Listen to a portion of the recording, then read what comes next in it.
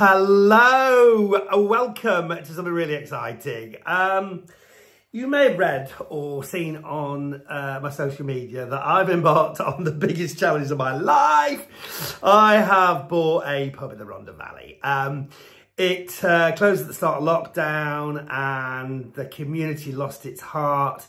And I fell in love with the place and thought I could maybe work my magic and reopen the Hendrwen Hotel in Blaencwm at the top of the Rhondda Valley for the community and also for visitors from far and wide, hopefully you included. So for the last 2 years, we have been filming the progress of this project. It's had its ups, it's had its downs, it's had its surprises, it's had its headaches and its handbats. But it's got Damo, who you will meet very soon. So we're ready to show you the first 5 or so episodes of my adventures in the Welsh Valleys, working with the community to renovate the Hendrwen Hotel. So make sure you subscribe to this channel and then we can let you know when the other episodes are released. Make sure you like this, make sure you tell your friends that this is here. I hope you enjoy it. I'm very proud of what I'm doing. It's scary bananas, but yeah, fingers crossed. Most importantly, I hope you enjoy the first episode of Oops, I Bought a Pub. Coming up. I mean, what middle-aged bloke doesn't really have a kind of silly wish to own their own pub? I think he's gone completely mad, honestly. I mean, the slight hiccup in the plan is that I've never run a pub. I've never run a restaurant. I've never run a hotel. I love Martin, but I think he's mad as a box of frogs. I cannot believe that he is invested in this. Bark. Does Martin really understand the why behind this? I've bought a pub. Why? Why? Yeah, okay, thank you. And I will work in the pub. Will you? Oh, as a what? Barmaid, Barmaid, cook, cook. you know, anything else. Anything else? Yeah. Right, okay. Bureaucracy will drive me mad. You've got a lot to learn, but you'll get there. Some might argue that I kind of kept it a little bit quiet from the family. So I got to find out about this, I think pretty much when we completed. Anyway, too late now, I own it.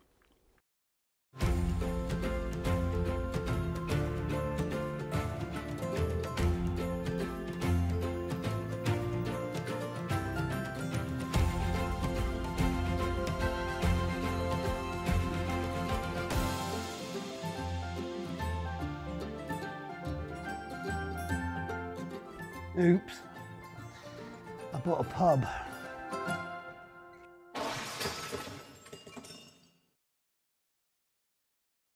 I'm TV property expert Martin Roberts. It's September 2022 and I'm embarking on the biggest challenge of my property developing life. I bought this. It's the Hendrwen Hotel, a pub, restaurant and hotel. I didn't wake up on like the 1st of January and think, I know, I'm going to buy a pub this year. It just kind of fell into my lap. I mean, what middle-aged bloke doesn't really have a kind of silly wish to own their own pub? I mean, the slight hiccup in the plan is that I've never run a pub. I've never run a restaurant. I've never run a hotel. I'm good at renovating property, which is definitely in my favour, but I've got a feeling this is slightly more complicated than that because it's about a business. It's about a hospitality business at a time when the hospitality industry is in crisis. The most important thing I've already got is my 2 pub dogs. This is Gumble and this is Rhubarb. Every good pub should have a pub dog. And I've got 2 dogs. How could it possibly go wrong? Situated in the tiny village of Blaencwm at the top of the Rhondda Valley. It closed at the start of lockdown and hasn't been open again since. Built around the 1900s, it was a thriving local hub. There are still people in the village who have been drinking here for over 80 years. But like many other pubs in the UK, it's fallen on hard times, and then the pandemic was the final straw. The cost of living crisis and unheard of rises in the price of fuel are driving the whole pub and hospitality industry to the point of extinction. But I'll see what I can do to reverse that trend, go against the tide, and bring back this vital community facility. Am I completely crazy? Only time will tell. To the untrained eye, it's in a bit of a state. A slightly surreal Marie Celeste that seems to have been left pretty much as it was when they called last orders for the final time nearly 3 years ago. It is a pub, a restaurant and a 4-bedroomed hotel. There's a small commercial kitchen, a front bar, a lounge bar, a function room and 4 bedrooms, all tired, all dated and all in need of some serious TLC. But none of that fazes me. What does is the fact that I've never run a pub, never operated a restaurant, and never managed a hotel. Clearly, if it's going to stand any chance of success, I need to gather a team of experts who can guide and advise, criticise and encourage. So that's what I've done. From the fields of interior design, catering, team motivation, industrial cleaning, business planning and the general hospitality sector. But in some ways, even more important is I need to involve the local community and the incredible characters in it. Once a thriving coal mining area, this and surrounding villages were hard hit by the demise of the mining industry in the 1980s. Long ago, the EU designated the whole area as Category 3 on the social deprivation scale. That's as bad as it gets. The nearby local hub of Treorchy fared better than most, but it's had to struggle to keep its head above water. But years of hardship have created a community that's stronger and more supportive than anywhere I've ever been. And it's this feeling of support that made me more positive than I otherwise might have been, that with their help, I can make a go of this.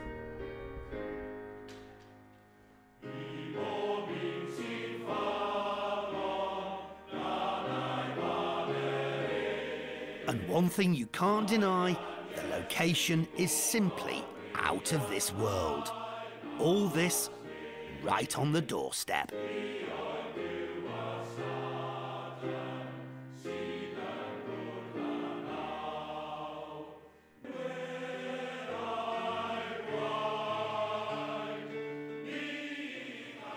I only came to this area for the first time about a year ago, and then I discovered this. I mean, this is absolutely world class. And I think as a tourist destination, it's got so much going for it. It is being discovered now. You've got bike parks that way, you've got another bike park that way, you've got the Brecon Beacons that way. And then you've just got this scenery all around us. I mean, it just takes your breath away.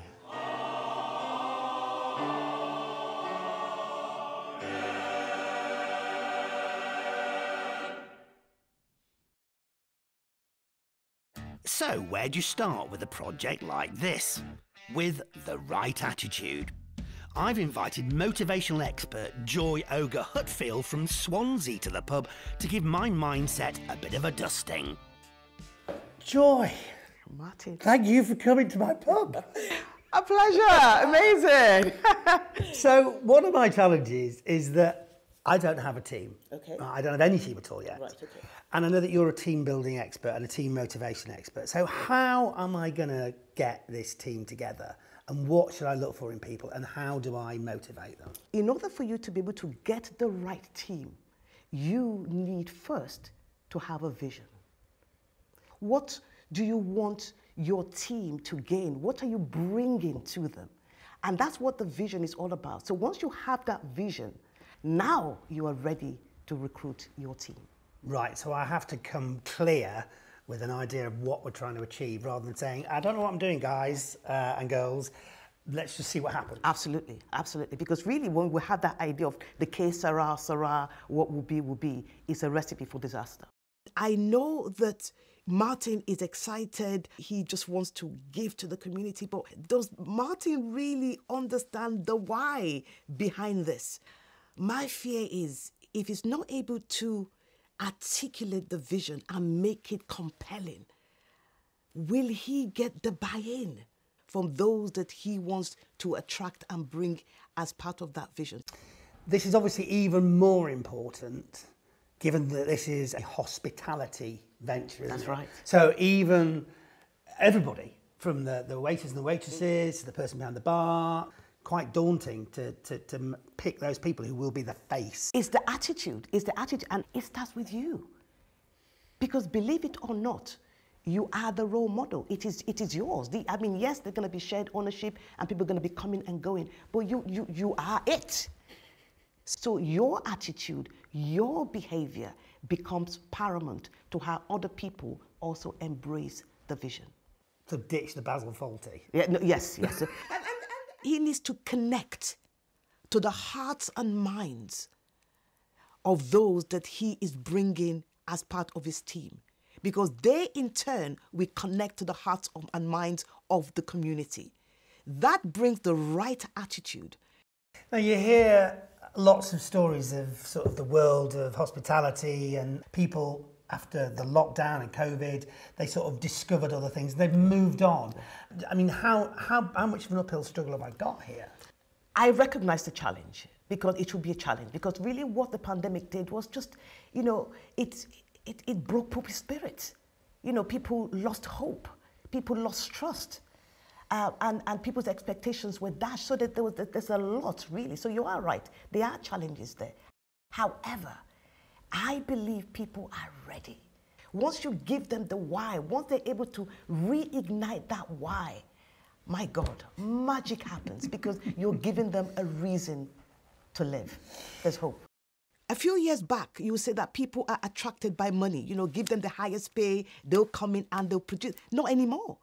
Because with the mental health and the way people have felt and the whole, you know, pandemic, it has changed so many people's attitude towards how they see work and how they see themselves. So people are looking for a place where actually they will be appreciated, you know, they will be nurtured. So we are looking at that balance here. He's got the right skills. Perhaps he needs to work again on his mindset, his expectations, and with the right people working with him, I believe he can pull this off. So what do you think? Genuinely, have I got a chance? Oh, Martin, you have got a chance, but I do share those concerns. I need you on speed dial for the next few months, is that all right? You've got me. Joy, I need you. Armed with a new sense of vision, but desperately in need of a cup of coffee, I'm heading to Treorchy to not only drink one, but learn how to make one. Sarah has owned and operated the Hot Gossip Cafe in Treorchy High Street for over 10 years.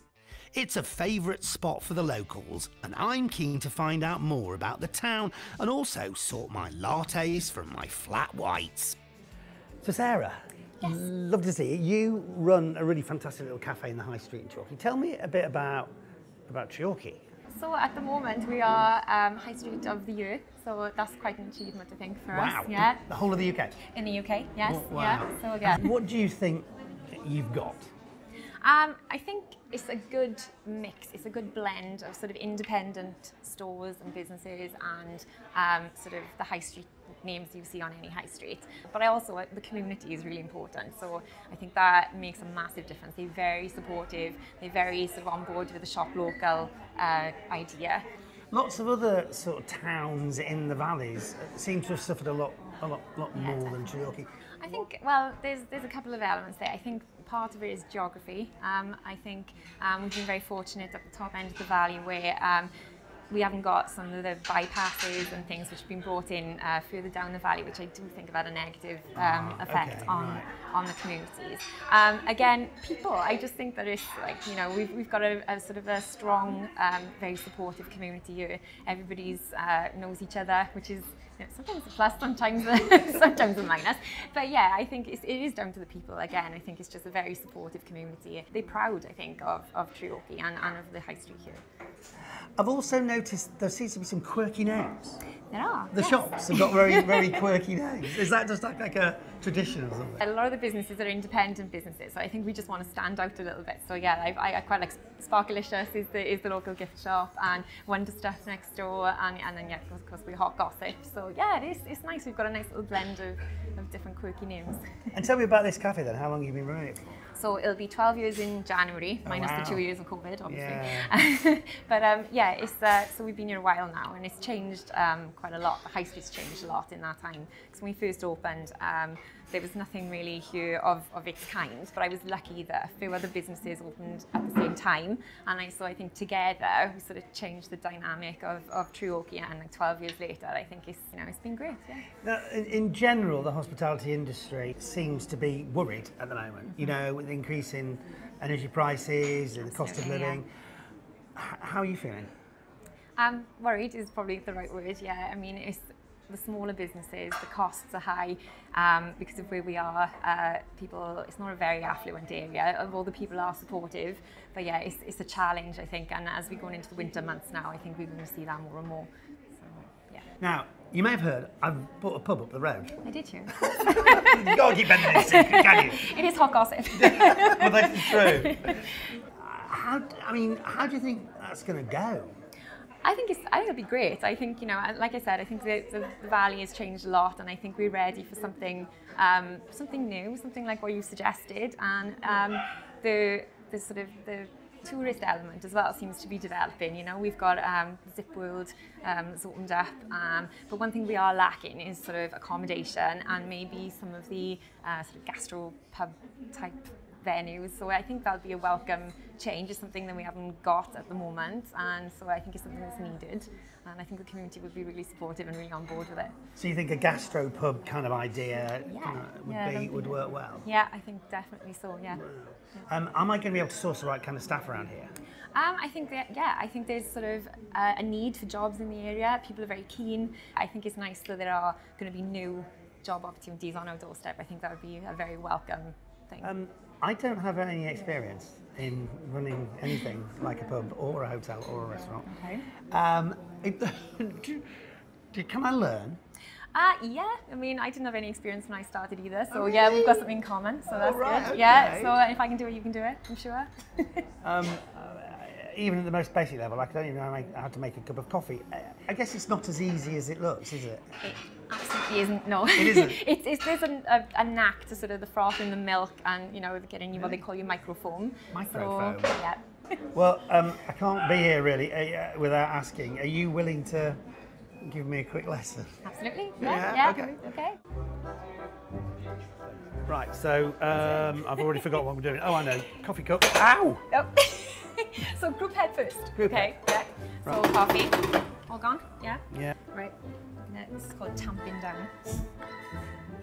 Hard. Put some weight into it. Really? Really hard? There you go. Wow. Okay. Right, there's a napkin cup. Coffee cup. And we go in double shots. It's that one. Good with my left hand. At the handle. Wow. All right. Yeah, okay. And then you want to put your wand in. Right. Right. You've got the sound, which is good. Yes. Half cup of coffee. Oh, God. Probably, yeah. I tell you what. There we go. Excellent sprinkling. Tastes pretty good. Mind your shirt. Yeah. Thank you so much.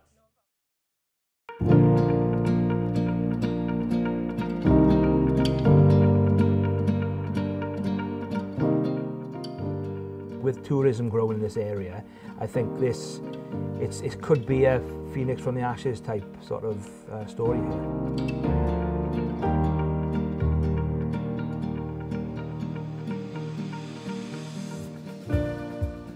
He's mental. I think he's gone completely mad, honestly. It's got a lot of work, but I reckon you'll be able to do it. So I got to find out about this, I think pretty much when we completed. Some might argue that I kind of kept it a little bit quiet from the family. Yeah, sticky one that.